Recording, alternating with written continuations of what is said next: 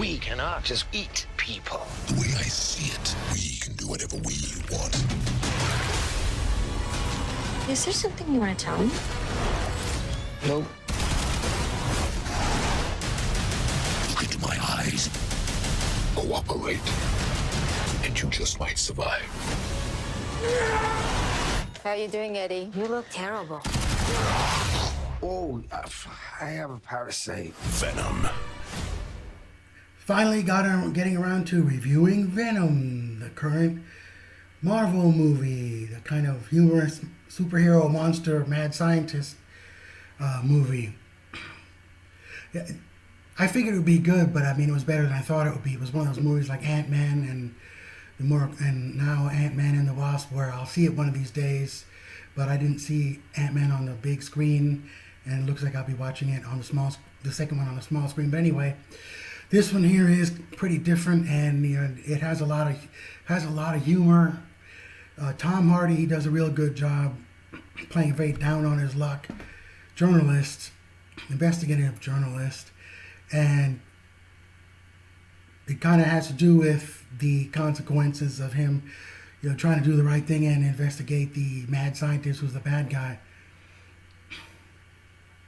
Well, for one thing, the movie has some really nice San Francisco scenery, which is what Ant-Man had. It isn't one of the Marvel movies that takes place in New York. It takes place in San Francisco, a town I miss. So anyway, I also noticed that a scientist that isn't so mad, I thought she looked familiar, and I realized after a while that she was played by former Saturday Night Live performer Jenny Slate, whom I thought was pretty cute. So anyway, we have the mad scientist, the arrogant mad scientist that acts like, no matter what he does, he's doing the right thing, doesn't care about the methods.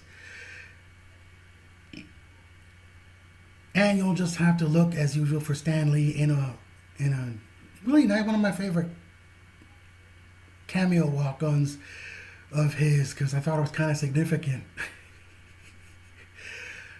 I mean, I know some of them were funny, but this one was just kind of significant, and it was nice.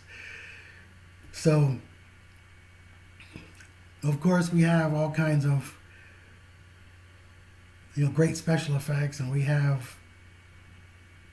there's something that comes from outer space that is familiar from Spider-Man 3, and, it's like Venom itself is sort of creepy, but it's also kind of funny, him and the hero and their conversations and all that. It's one of those kind of movies where two of the main characters are mismatched and having, they're having their debates about what to do and this and that, and there's some humor about it.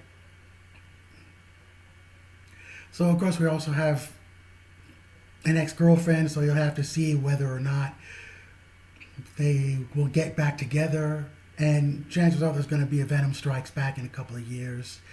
So basically this sort of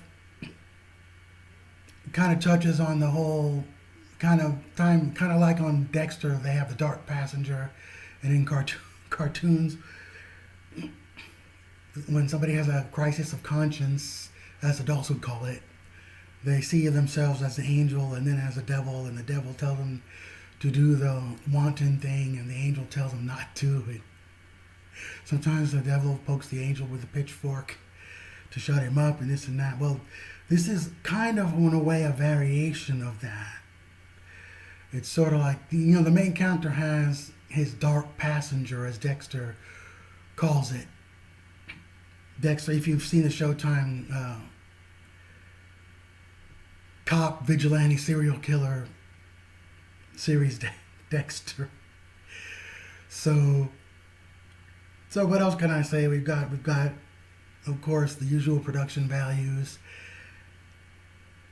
and it's great how Venom was rendered and all that. And sometimes I'm kind of surprised that some of the characters weren't more frightened by it. They were just of course they were startled and they were curious, But I wouldn't blame them if they were more frightened. But in some cases, it's probably when they did, depending on the circumstances. Plus, it's in some cases they had reasons to be grateful for Venom. So it's interesting, some of the twists involving, the parasite that causes that Venom is. So anyway, I'd say give it a chance, and if you're in the minority that hasn't gone out there and seen it, get out there and give it a chance. It's pretty good ride. So this is George back in the movie critic saddle. So till next time, we'll see you at the movies.